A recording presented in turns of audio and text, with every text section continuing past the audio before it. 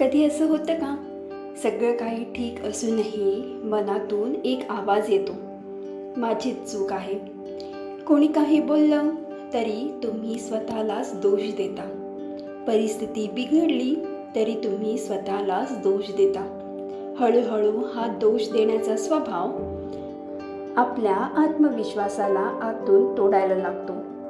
आज आपण समजून घेणार आहोत, स्वतःला दोष देणं का थांबवायचं आणि स्वतःशी प्रेमाने कसं बोलायचं.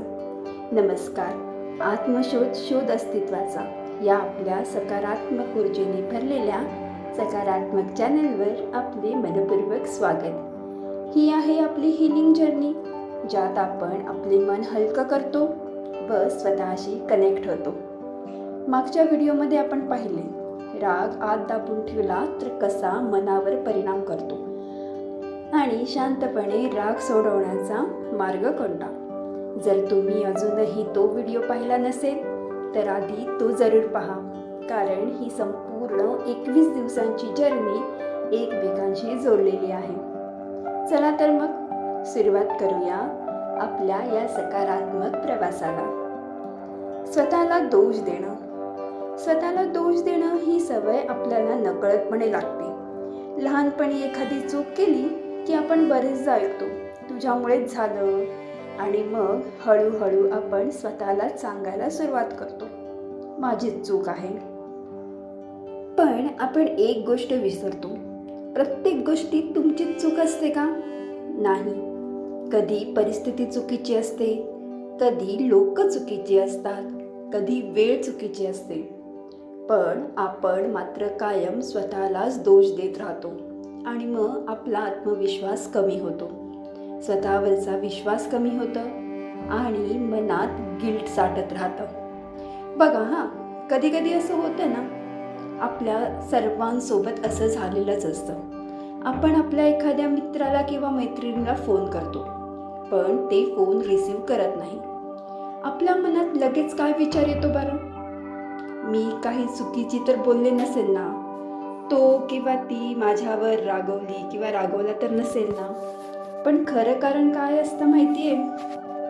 तो किंवा ती बिझी पण असू शकतात, कामात असतात. पण आपण हा विचार न करता माझीच चूक कशी आहे किंवा स्वतःलाच दोष देत राहतो. आता आपल्याला जर स्वतःला दोष द्यायचा नसेल तर काय करावं? सेल्फ कंपॅशन म्हणजे काय असतं?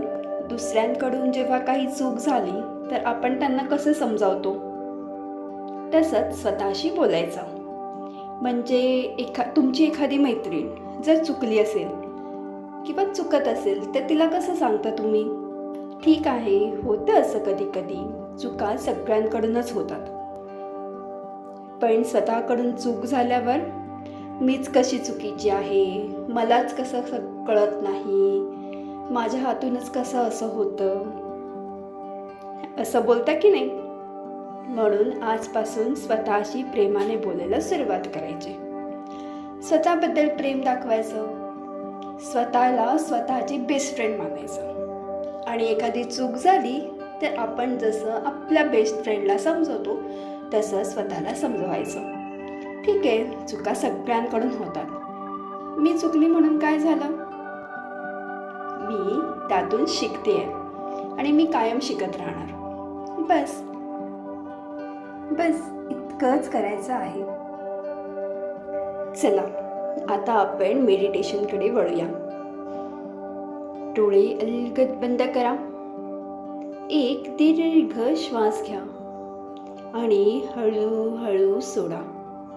अजून एक दीर्घ श्वास घ्या आणि हळूहळू सोडा.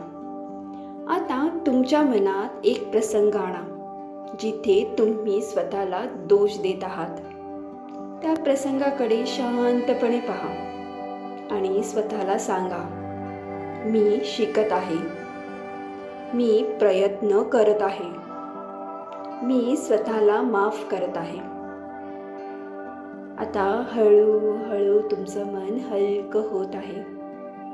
एक दीर्घ श्वास घ्या आणि मनात हे रिपीट करा, मी शिकत आहे, मी प्रयत्न करत आहे.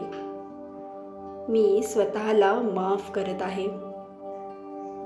एक दीर्घ श्वास घ्या, हळूहळू सोडा आणि आता हळूहळू डोळे उघडा आणि स्वतःला एक घट्ट मिठी मारा. जर आजचा हा व्हिडिओ तुम्हाला आवडला असेल तर व्हिडिओला लाईक नक्की करा.